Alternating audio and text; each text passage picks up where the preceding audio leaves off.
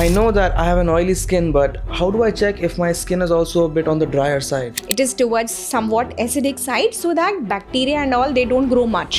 हम सबके commensal bacterias होते हैं जो skin पे रहते हैं जो देखने में आपको बड़े लगेंगे but they are only in their 20s. Everyone really needs to know that in order to get the best results, they use really radical ingredients. ढेर सारा moisturizer नहीं लगाना है. नहीं क्यों? मतलब नहीं लगाना है. If you feel like there's sometimes a feeling that you get when you just touch your face and you're like, oh, I feel like this is getting a bit too sensitive this part and an acne might grow here. अगर कोई acne के साथ आपके पास आया और बोला doctor एक treatment कर दो जिससे मेरे एक्ने एकदम दब जाए, मुझे लगे कि ये जो रेडनेस है, फ्लेयर अप है, पस्ट्यूल्स निकल रहे हैं, ये बेटर हो जाए, तो the peel which we would like to do, the basic raw peel is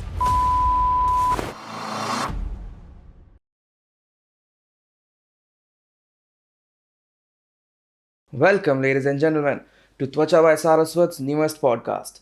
In this week's episode, you will learn one of the most important things you will ever need to know about skincare. And that is something that a lot of people struggle with. Like, मेरे experience में पिछले कुछ दिनों में मैंने लोगों से पूछा लाइक जनरली, क्या तुम्हें पता है कौन से प्रोडक्ट यूज़ करते हो तुम? कहते हैं ये वाले यूज़ करते हैं. मैंने कहा like do you have a reason? कहते हैं हाँ वो यहाँ पे मेरे को थोड़ा अच्छा लगा, मैंने उसकी वीडियो देखी थोड़ी एक आध, मैंने ख़रीद लिया. मैंने कहा क्या तुम्हें पता है वेदर दिस सूट्स यू और नॉट? कहते हैं ये क्या होता है, how can something suit me? And this was majorly the case in guys. Guys know nothing about skincare. Girls know a bit more about their skin type. So this week's episode, we decided that we will tell you everything you ever need to know to decide your skin type, what ingredient you need to use with your particular skin type, and also which ingredients you need to look out for, which you might just be a little bit too sensitive to. So let's begin today's podcast. And I just want to go through, in the beginning, I want to go through a bit about the different kinds of skin that people have. Like, for example, I have oily, acne-prone skin. Yes, people have dry skin, normal skin, sensitive skin. So as you just now enumerated yourself, the different skin types usually are somebody can have a very normal skin. When you ask them, आपको skin आपकी कैसी लगती है? तो they will say कि ठीक है, normal है. Then another question can be, आप सुबह उठते हो तो आप स्किन को ऐसे टच करते हो तो कहीं आपको ऑयल दिखता है? They say yes, I have oily skin. So either they can have a T-zone oiliness or U-zone oiliness. T-zone मतलब पूरा forehead से लेके chin तक और नीचे वाला jaw area. This is U-zone. T-zone is पूरा forehead and then straight नीचे. This is T-zone. T and U. And these zones are very important for oiliness, acne prone areas and finding out what kind of skin you have. Yes, so these are combination skins. T हुआ, U हुआ, साथ में इधर dryness हो गया, तो these are combination skins. Then a person can have full oiliness. भैया पूरा ही स्किन हमारा तो बहुत ऑयली है, सवेरे सब चीज़ करके जाते हैं, शाम को वापस घर आते हैं, वापस पूरा ऑयली हो जाता है, बहुत एक्ने निकलता है. Then you can have dryness लेकिन साथ में ऑयलीनेस है. See these are two things, hydration कैसा है और ऑयलीनेस कैसा है. तीसरा स्किन टाइप होएगा जिसमें lot of sensitivity is there. थोड़ा भी पोल्यूशन हुआ, डस्ट ज़्यादा आया, घर में सफाई करी, ऑफिस में कुछ काम चल रहा है, कहीं धुआं हो रहा है, बस स्किन रेडनेस हो गई और फ्लेकीनेस हो गया, इचिंग हो रही है. बिसाइड्स कोई नया प्रोडक्ट किसी ने थोड़ा सा यूज़ कर लिया. Just today I got a call from one of my patients. She bought a new eye cream, under eye cream. थोड़ा सा लगाया और पूरा स्किन पफ अप हो गया, यहाँ बड़े बड़े बैग्स हो गए, स्वेलिंग. सो इतना सेंसिटिविटी लोगों में होता है. I've researched a bit into these under eye creams, and everyone really needs to know that in order to get the best results, they use really radical ingredients. And for example, some eye creams for, like, let's say oily skin people have a bit of salicylic acid in it, but they don't have mild salicylic acid. They put the harshest form available because in their mind what they want is the consumer to just get like the best possible result. They don't care about the skin type. So okay, let's see that. But abhi I was talking about sensitive skin. So sensitivity can be due to even less harsh products, more harsh, less harsh, if your barrier is gone. So barrier is the word. If the barrier repair of your skin is down, skin is not able to renew itself, not able to do the barrier function properly, कि बाहर का material बाहर, अंदर का अंदर, and the skin functions at its best in soothing nature. बाहर सब product हम आराम से टॉलरेट कर रहे हैं, ऐसा अगर नहीं है, again these people need to look out for different type of products, not everything can suit them. Then last can be always ageing skin. Ageing skin is a different sub type. We have made it a sub type because ageing skin को काफ़ी कुछ ऐसा चाहिए होता है जो adolescence में oily, dry, इनसे थोड़ा हटके होता है. क्या मैं भी एज कर रहा हूँ टेक्निकली, तो मेरी भी एजिंग स्किन है क्या? नहीं, एजिंग स्किन यूजुअली हम बोलेंगे अबव 35 क्रोनोलॉजिकली, बट देन किसी का बट देन कोई अगर बहुत ज़्यादा धूप में है तो फोटो एजिंग उसकी ज़्यादा हो सकती है, because this something called chronological ageing and photo ageing. Chronological भाई हम एज के हिसाब से एज कर रहे हैं, उसमें भी since we are consultants, doctors, we see patients every day, so we have patients जो देखने में आपको बड़े लगेंगे but they are only in their 20s, so they need help. ऐसे भी लोग हैं, सो वो भी एक एजिंग हो गया फैक्टर, थोड़ा अबनॉर्मल हो गया. दूसरा फोटो एजिंग, कोई बहुत धूप में काम करता है, बहुत आउटडोर एक्टिविटीज़ बहुत ज़्यादा हैं, तो they start showing signs of early photo aging. तो ये अपने को, these are aging skins, we have to take care. This podcast will be divided into 2 parts. We'll start with the first part now, and the first part will be about how to accurately gauge your own skin type, and the second part will be which ingredients suit which skin types and what you might need to look out for. So for the first part, let's start it now. So the first thing that I want to discuss with you is the blotting test that you can use on oily skin to find out whether you have a really oily skin or whether you're just somewhat of an oily skin free. Yeah, so you see we have dermoscopes in the clinic जिसमें we have different indicator strips हम skin पे लगाते हैं, and then we click the camera and we see on the screen कितना oiliness है. But घर में नहीं होगा ये, तो घर में very simple to use is one mechanism. Take a sheet of blotting paper, put it on your face, पूरा लगा लो फेस पे, पूरा शीट ले लो, मॉर्निंग में लगाओ जस्ट आफ्टर गेटिंग अप, है ना. और अगर आपको बहुत ऑयली स्किन है तो वॉश करने के 20 मिनट्स बाद लगा लो, ठीक है. एग्जैक्टली ऐसे ही शाम को जब आप घर आते हो तो आप आने के बाद लगा लो, या फिर वॉश करने के 20 मिनट्स बाद लगा लो. तो अगर मान लो कोई बहुत ऑयली स्किन वाला है एंड वो ये चारों बार लगा लेता है, तो they will get a fair idea. जब वो पूरा ऐसे करके अपने फेस पे लगा लेंगे तो उसके बाद जब लाइट के थ्रू देखेंगे तो कितनी देर के लिए, how much time should they leave it on their skin for? I think 2-3 minutes is okay, but they should press properly everywhere so that it gets in touch with the skin everywhere, right? Should they also include areas such as this part of their face? Why not? See, whatever we apply on the face should always be applied on the neck also and on the ears also, क्योंकि ears और neck, face ये एक unit है. लोग अगर कोई चीज़ face पे लगाते हैं, नेक छोड़ देते हैं, ईयर छोड़ देते हैं, तो उनका जो इफेक्ट होता है वो फेस पे तो आएगा, नेक और ईयर छूट जाएंगे, है ना.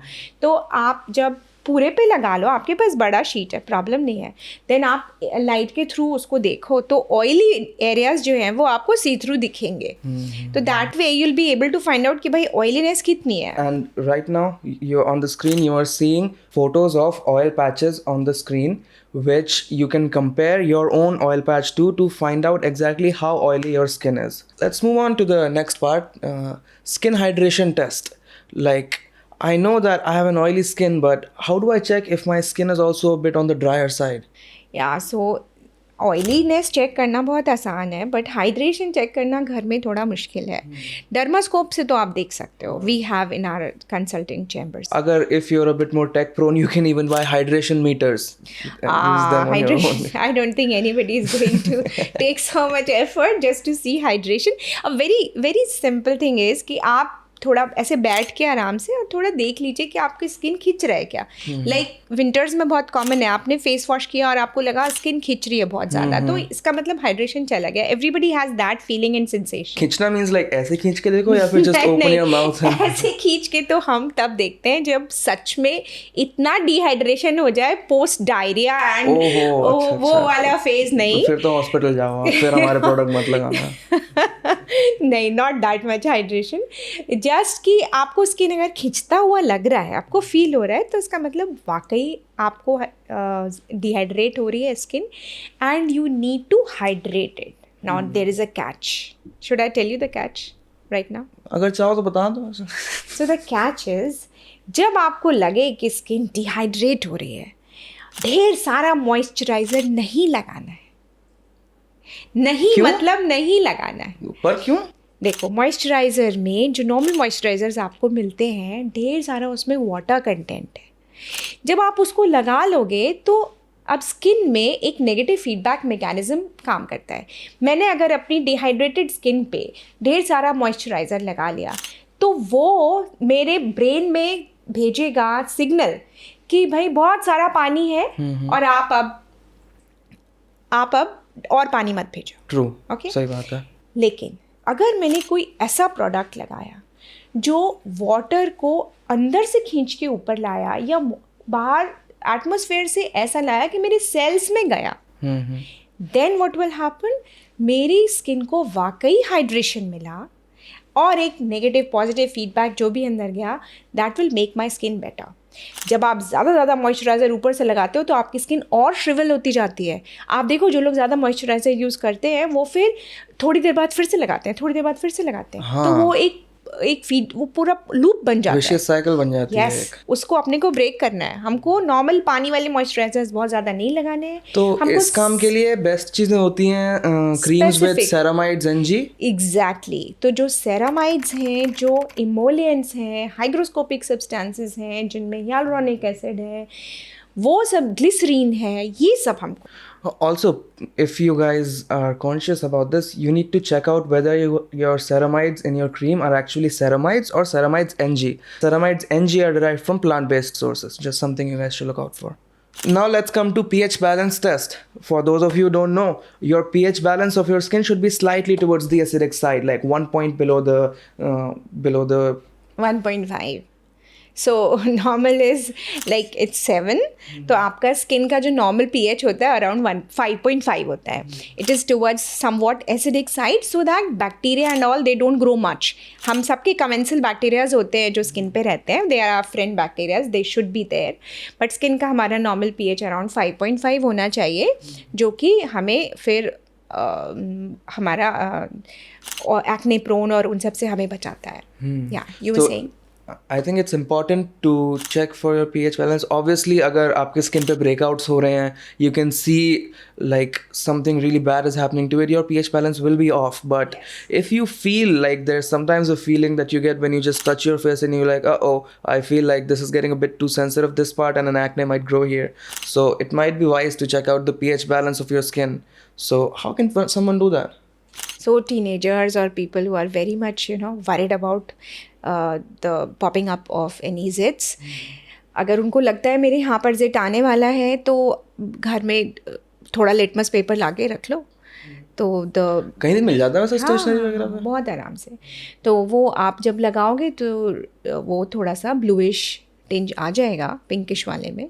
So it means it is going a bit alkaline जब भी होगा तो बैक्टीरियल ग्रोथ आएगी. ब्लूइश या फिर ग्रीनिश भी आ सकता है, हल्का टिंट. ब्लूइश मानना चाहिए पर हल्का ग्रीनिश आ सकता है. हल्का ग्रीनिश आ रहा है मतलब यू आर Pink से जस्ट ऑन default कर रहा है वो. The threshold. अगर Yes, ब्लूइश है then you have already crossed the threshold. Yes. So this pH test would help you in finding out very perfectly कि आपका कुछ प्रॉब्लम हो ही रहा है. बट अदरवाइज भी अगर आपको लगता है कि कुछ प्रॉब्लम आने वाला है, हमारा ये जिट्स निकलने वाले हैं, then you should be aware. So guys, this is now we're beginning the part 2 of the podcast, and as promised हम आपको एक detailed breakdown देंगे of every ingredient you will ever need, no matter your skin type. So let's start with oily skin. Let's start with traditional Ayurvedic ingredients for products which are used for oily skin. So the first one that I want to ask you about is witch hazel leaf extract. Why is it important? So witch hazel is renowned for its astringent properties. Okay. Now what is astringent? Astringent is something which will bring your pH to a normal pH.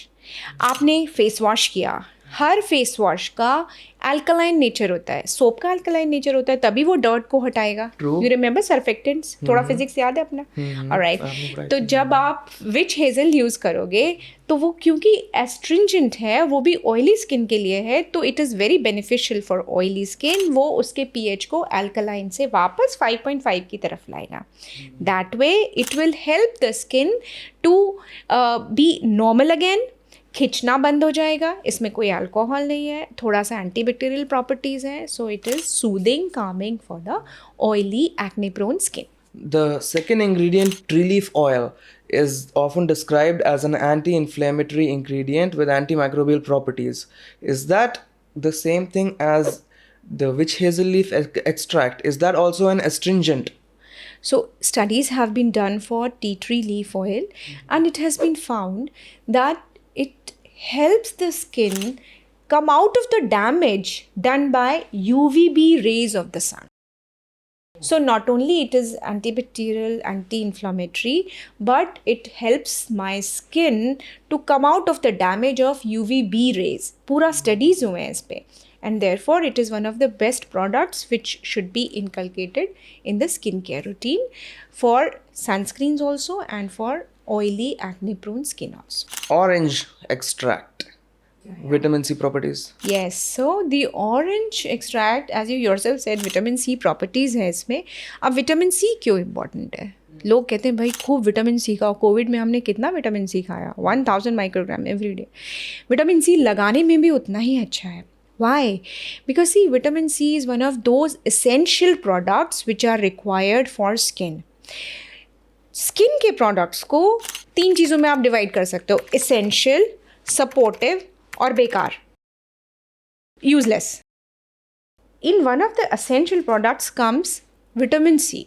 What it does, इसका सबसे important काम है कि ये anti inflammatory है, और दूसरा जो ऑक्सीडेंट्स होते हैं स्किन के ऊपर, ROS अगर आपने सुना, reactive oxygen species, not going much into the details, हमारे ऑक्सीडेशन जो हमारे लिए ख़राब है उसको वापस बेटर कर देता है.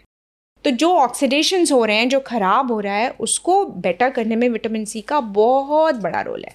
अगर कोई मुझसे पूछे पर्सनली कि भाई दिन में लगाने का डे क्रीम कुछ आप सजेस्ट करो, तो मैं उनको बोलूँगी विटामिन सी लगाओ. Vitamin C will help you go out in the open and tolerate everything throughout the day. So it is one of those products which are essential for the skin, and it is all the more essential for oily acne prone skin. बस इसमें एक catch है, कुछ acne prone skin vitamin C को tolerate नहीं कर पाते, वो इतने ज़्यादा सेंसिटिव हो चुके होते हैं. So we need to do a patch test always. So guys, whatever product you are using, always do a patch test for that. What is a patch test? थोड़ा सा प्रोडक्ट लेके आपने ईयर के पीछे इधर लगा लिया, या फिर फोर आर्म पे इधर, हैंड पे इधर लगा लिया, छोड़ दिया उसको. देखियो 1 घंटा 2 घंटा पूरे दिन छोड़ दिया. अगर आपको उससे रेडनेस हो रही है, इचिंग हो रही है, दाने हो रहे हैं, you need not use that product. You are very sensitive to it. Okay? That way. Calendula flower extracts. What does it do? So see, calendula flower is one of the naturally growing flowers, and it is very soothing for irritated, inflamed skin, which normally oily skins are. So it is one of the essential ingredients for oily skin types. For ages, we have been using neem seed oil. I remember when I was 5-6 years old, Amma used to give it to me. So what is the use for it in skincare? So in Ayurveda, neem seed is very revered oil. It is supposed to be antibacterial, antiseptic, and it helps the skin to ease out, to decrease the inflammatory bacteria and things like that. So it's always soothing to the skin. Neem is always known for such things because you can even burn neem to get rid of insects in your house. Yes, and there are people who boil neem leaves in water and then use it for bathing. So it helps them get rid of normal skin problems. Okay. So The same is the case with basil oil also. So basil oil is one of tulsi oil, right? Yes. So it is one of those oils which help you get rid of inflammatory skin disorders. That way, both of these are important for oily skins.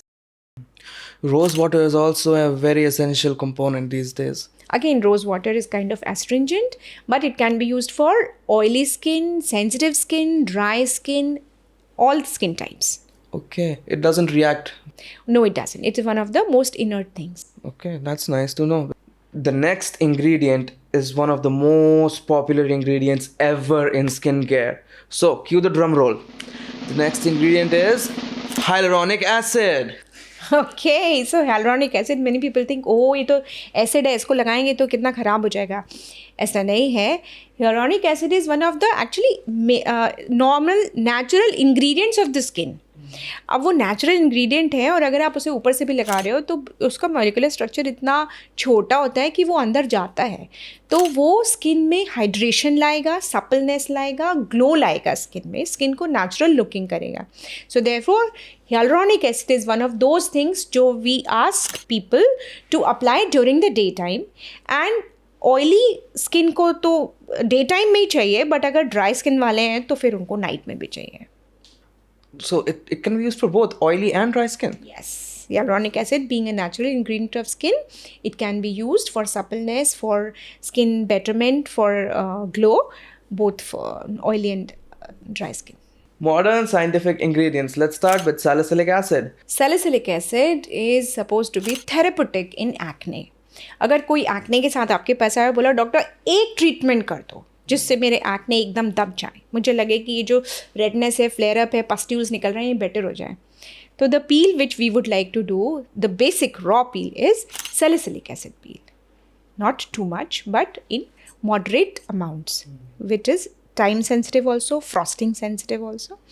So salicylic acid, when we put in over the counter products, we always take care कि हम उतना ही डालें जितना कोई घर में use करे तो वो सहन कर ले और साथ में एक्ने भी कम हो जाए. Salicylic acid is one of those beautiful products which can help you decrease acne up to a maximum. बहुत अच्छा प्रोडक्ट है. Benzoyl peroxide. Benzoyl peroxide is something which is again used to kill the bacteria. जो bacteria P acne आपके acne में जाके अंदर और पस प्रोड्यूस कर रहे हैं, उनके लिए benzoyl peroxide oxidates them and kills them. So it is one of the therapeutic drugs, creams for acne. So आप spot treatment भी कर सकते हो. जहाँ किसी को जिट्स हो रहे हैं वहाँ आपने एडापेलिन benzoyl peroxide का लगा लिया या खाली benzoyl peroxide लगा लिया. So it will twice a day. तो वो वहीं का वहीं उसको दबा देगा. Niacinamide स्किन टेक्सचर भी इम्प्रूव करता है क्या? नियासिनामाइड आपने देखा नहीं है कितना आजकल मार्केट में चल रहा है. लोग इंस्टाग्राम स्क्रॉल करते हैं और नियासिनामाइड बड़ा सा उनकी स्क्रीन पे आ जाता है एंड लड़कियां फट से उसको खरीद लेती हैं. But then you must know why. Niacinamide definitely, like vitamin C, this is also a vitamin, okay? It is vitamin B3. तो this is also one of the essential components जो स्किन को बेटर करता है, okay? अब इसमें एक plus point vitamin C की तरह ही है कि ये स्किन में से पिगमेंटेशन रिड्यूस करता है. तो जो एक्ने का पिगमेंटेशन हो गया, पोस्ट इन्फ्लेमेटरी पिगमेंटेशन जो एक्ने मार्क्स लोग बोलते हैं, उसके लिए niacinamide, vitamin C both are good. और इसी तरह ये स्किन का टेक्सचर भी इम्प्रूव करेगा. Azelaic acid क्या होता है? Azelaic acid. So it's a bit difficult to pronounce. ये भी एक एसिड इन द सेंस एक माइल्ड एसिड है जिसको हम स्किन की पिगमेंटेशन रिड्यूस करने का, स्किन को सूद करने का, इफ़ेक्ट लाने का के लिए यूज़ करते हैं. बहुत कम अमाउंट में यूज़ होता है ओवर द काउंटर प्रोडक्ट्स में, लेकिन अगर कोई हमारे पास आ रहा है then we can use it in moderate quantities for different other things like lip lightening के लिए और वेरियस अदर प्रोसीजर्स. हमारा नेक्स्ट चीज़ जो हम डिस्कस करने वाले हैं काइंड ऑफ बदनाम हो गई पिछले कुछ दिन में. I don't know if you heard the news. Bangalore या फिर somewhere in South India there was this lady who was getting a hair spa treatment and the thing had glycolic acid in it. Now, she must have been allergic to it because thousands of people use glycolic acid every day. But every time she used to have it, she used to get blood vomiting. Still, she went for it? Every other day because it was marriage season. So. All right. So, you mean to say glycolic acid से उनको इतना allergy था? हाँ, तो इसलिए patch test ज़रूर कर लेना अपना पहले. The glycolic acid is one of very simple AHAs जिसको बोलते हैं, alpha hydroxy acid. I just forgot to tell you, salicylic acid is beta hydroxy, BHA. तो जो लोग बोलते हैं ना AHA, BHA, AHA, BHA, तो AHA is glycolic, BHA is salicylic. AHA में glycolic के अलावा lactic acid वगैरह भी है. Okay? एक सेकेंड, जो लोग लैक्टोस इंटॉलरेंट है क्या उन्हें लैक्टिक एसिड से दिक्कत होगी? नहीं. Is it the same thing? It is the same thing. What a beautiful question. See, lactose intolerance आएगी जब मैं कोई चीज़ खाऊंगी, मेरे पेट में जाएगी और फिर मेरे अंदर वो एंजाइम नहीं है जो उसको डाइजेस्ट कर दे. Okay, completely different thing. If I put it on my skin, I don't need an enzyme to digest it. By God, what a question. All right. So, coming to glycolic acid again. Glycolic acid एक बहुत ही simple alpha hydroxy acid है जिससे बहुत कम लोगों को होती है एलर्जी, बट होती तो है. अब आपने ही बताया कि हो रही थी. So all these things, every skin product is to be dealt with a patch test before you actually put it on your whole face or concerned area. तो अगर उससे आपको ठीक लगता है तो glycolic acid can be used. It can be used as one of the acids for reducing the pigmentation, tanning हटाने के लिए, देन स्किन को थोड़ा ग्लोइंग करने के लिए, ऊपर का डेड स्किन लेयर हटाने के लिए ग्लाइकोलिक एसिड इज़ यूज्ड. मैंने कई जगह देखा है कि रेटिनॉइड्स बोलते हैं, कई जगह रेटिनॉल बोलते हैं और कुछ लोग तो विटामिन ए बोलते हैं. Like what is going on? क्या क्या होता है ये? भाई रेटिनॉइड्स में ये सब इंक्लूडेड होता है. रेटिनॉल, आइसोट्रिटिनोइन, एडापोलिन, ये सब विटामिन ए डेरिवेटिव्स हैं. ये अलग अलग इसलिए हैं क्योंकि इनके जो केमिकल स्ट्रक्चर है उसमें थोड़े थोड़े चेंजेस हैं, जिसकी वजह से इनका कितनी पावर है उसमें चेंज है. Now isotretinoin is very much more powerful than retinol. Adapalene उतना पावरफुल नहीं है. एडापोलिन को आप ये समझो कि उसको एक्ने के ट्रीटमेंट के लिए हमने लगा लिया बेंजोइल पेरोक्साइड के साथ. उसको हम एंटी एजिंग में यूजुअली नहीं लेते. एंटी एजिंग में ओवर द काउंटर या फिर स्किन को बेटर रखने में, मान लो अभी हम ऑयली स्किन की बात कर रहे हैं, तो ऑयली स्किन में अगर एक्ने इश्यू है तो आपने एडापोलिन बेंजोइल पेरोक्साइड के साथ ले लिया है ना, सुबह शाम लगा लिया, आपके एक्ने वहीं ठीक हो जाएंगे अगर कोई ज़्यादा और प्रॉब्लम नहीं हुई तो, क्योंकि एक्ने का स्टेप अप अप्रोच एक प्रॉपर ट्रीटमेंट मोडालिटी है. नाउ पॉइंट नंबर 2, आप कह रहे हो कि इनमें क्या चक्कर है, सब एक से हैं. तो आइसोट्रिटिनोइन रेटिनॉल से कहीं ज़्यादा पावरफुल है, इसलिए उसके आप कंसंट्रेशन देखोगे तो 0.05, 0.5 ऐसे है. तो अब वो 1% retinol is equal to 0.05 isotretinoin. Okay, अब रेटिनॉल उतना रेडनेस नहीं लाता, उतने साइड इफ़ेक्ट्स नहीं देता, इसलिए ओवर द काउंटर ड्रग्स में, जैसे आप नाइट क्रीम ले लो, आप नाइट क्रीम्स में आपको रेटिनॉल मिलेगा जो कि बहुत अच्छा प्रोडक्ट है. हमारे एक टीचर बोला करते थे कि डर्मेटोलॉजिस्ट की वाइफ्स हमेशा ग्लो करती रहती हैं. क्यों? रात को चुपचाप 1% रेटिनॉल लगाती. अच्छा, ऐसी ड्रग है रेटिनॉल. It is wonderful. रात को आप रेटिनॉल लगा लो. आपको 2-3 चीज़ों का ध्यान रखना है. एक तो ये कि आपको दिन में सनस्क्रीन ज़रूर लगानी है. और थोड़ा सा ये समझ लो कि असर कैसे करेगा. स्किन का टर्नओवर बढ़ा देता है, इसीलिए हम रेटिनॉल नाइट क्रीम कई बार एक्ने पेशेंट्स में भी देते हैं. तो स्किन का टर्नओवर बढ़ाने से क्या होगा कि जो डेड स्किन हमेशा लगी रहती है, जो स्किन को डल करती है और पिगमेंटेशन दिखाती है, वो हटती जाएगी. तो स्किन में ग्लो आता रहेगा, अच्छे अच्छे नए नए सेल्स नीचे से निकलते रहेंगे. और दूसरा, स्किन को सपल बनाती है. स्किन के जो डर्मिस में ग्लाइकोसमिनोग्लाइकॉन्स वगैरह अच्छे प्रोडक्ट्स हैं जो स्किन को बेटर करते हैं, उसको सपलनेस देते हैं, उसको बढ़ाता है. तो स्किन और ग्लो करेगा, इनसाइड आउट ग्लोइंग होगा. So retinol is wonderful. Are there any ingredients that people need to be on the lookout for which might be harmful to them, which they do need to do a patch test for? So there are other substances like phthalates हैं, parabens हैं, वो आपको देखना है आपके skin care regime में products में ना हो. फिर एक और है सोडियम लॉरेल सल्फेट. अब लॉरेल सल्फेट वो होता है जो झाग लाता है, ठीक है. जैसे आपने फेस वॉश किया, खूब झाग वाला फेस वॉश है, तो उसमें अच्छे से लॉरेल सल्फेट है. अब वो स्किन को डिप्राइव कर देता है नॉर्मल ऑयल से भी. So you need to take दो substances which have very less quantity of lauryl sulphate if at all in them. Alright. इसके अलावा और भी कुछ चीज़ें हैं, जैसे सिलिकॉन्स हैं, मिनरल ऑयल्स हैं. तो there are a list of it जिसको कि आपको यूजुअली उनसे बचना चाहिए, जिससे आपकी स्किन डैमेज नहीं हो. Next, we are going to come to dry skin and which ingredients you need to take care of it. Let's start with some of the traditional ingredients which have been used in our country for a long time. The first one that I want to talk about is aloe vera extracts. तो aloe vera का तो hype बहुत है. Aloe vera में तो अगर आप YouTube पे कभी देखो या आपके इंस्टाग्राम फीड में आएगा, लोग एलोवेरा का जेल निकाल के उसको मैशर में, ब्लेंडर में करके they keep applying it. See, aloe vera is one of the most inert products which can be used as such on the skin. आपको उसका बाज़ार से भी मिल जाएगा, बट आप वैसे भी ले सकते हो रॉ फॉर्म में, and it will Sood the skin, it will hydrate the skin. So in that way, it is one of the most used Ayurvedic components. Very essential for dry skin. Ghee is very beneficial, but also so is nuts oil like almonds oil and such. Are they interchangeable or do they have somewhat of different properties? So ghee is revered in Ayurveda. Ghee is supposed to be multifunctional. Why? Because it has essential fatty acids. It seeps in the skin. It provides nourishment and the oiliness to the skin which dry skin lacks. So ghee is non-problematic. उसको किसी को उससे कभी rashes नहीं होंगे, कोई problem नहीं होगा, except for people who have intensely oily skin and they keep on getting zits and acne.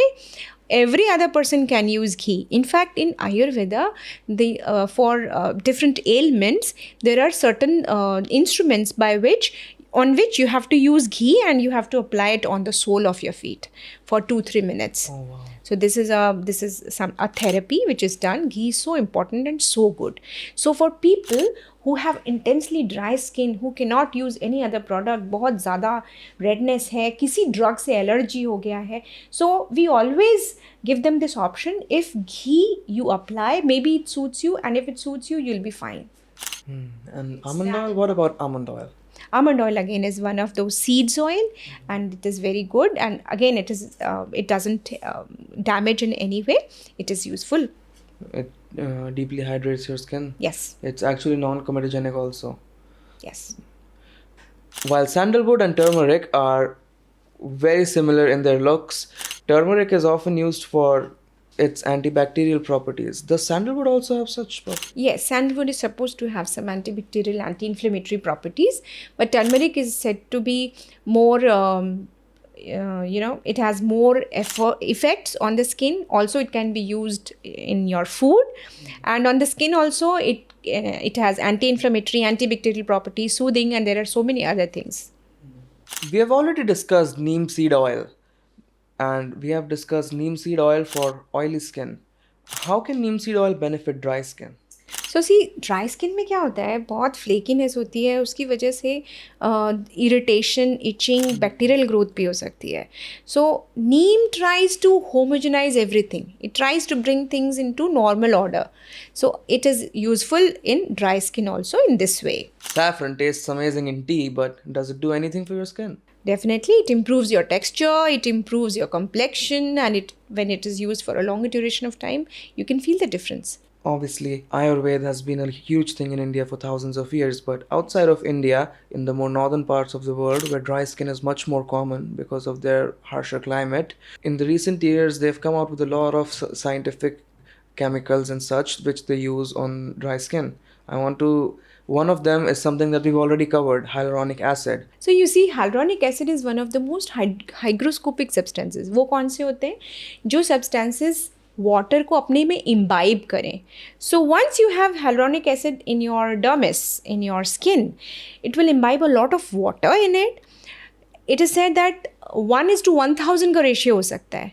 So इतना ज़्यादा water it can imbibe. This will make the skin supple, it will decrease the fine lines, and your skin will glow and look younger.